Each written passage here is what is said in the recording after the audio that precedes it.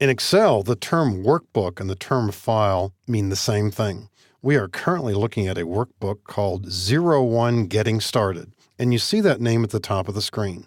If you're working with a brand new workbook, you'll see a name like Book 1 or Book 2, perhaps, at the top of the screen.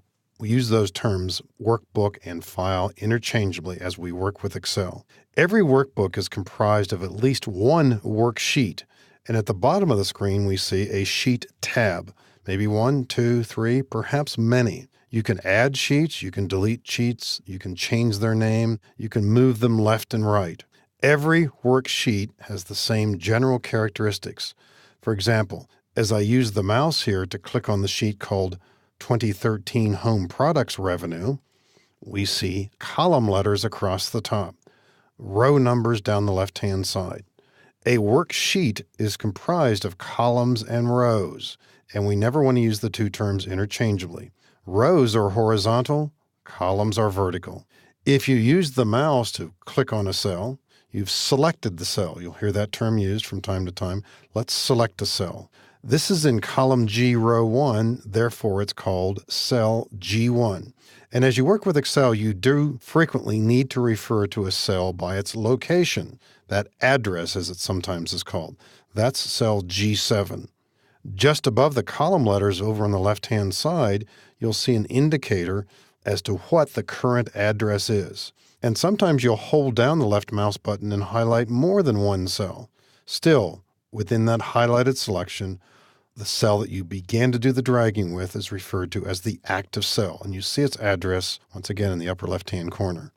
Now, if I go to a different worksheet, typically we do this with the mouse. We can click another worksheet name at the bottom. This is for existing files where you already have data. We go to a different worksheet. This one has a chart in it. There's another worksheet down there called Profits. Let's click on this. Now, every one of these worksheets does have the same number of columns. And in this worksheet here, the active cell is at K1. If I start pushing the right arrow keys, and possibly we could do this by scrolling as well, after coming to the letter Z, the lettering scheme begins all over again with AA, AB, AC, and so on. And this continues for over 16,000 columns. If you happen to press Control right arrow, by the way, this will take you to the very last column, XFD, and that's over 16,000 columns. Getting back to the upper left-hand corner of any worksheet, Control Home. Nearly always this means go to cell A1. In some cases, there is an exception to that with frozen titles. As we move down the screen, pressing down arrow, we see the row numbers on the left-hand side. And eventually, if we kept doing this, and it would take a long, long time, we will reach the very bottom. I'm going to press Control down arrow here. And we're now well over 1 million rows. That number, by the way, is a power of 2. The underlying math here is all binary. We don't worry about that too much. Control Home will take us back to the upper left-hand corner. Every worksheet has the same number of columns and rows. And at different times, as you will see, we can easily adjust the width of the columns and the height of the rows as necessary. So, an Excel workbook comprised of one or more sheets. You can add sheets at any time, take them out. And the more you work with Excel, the more you will see that from time to time it will make sense to have multiple worksheets within the same workbook.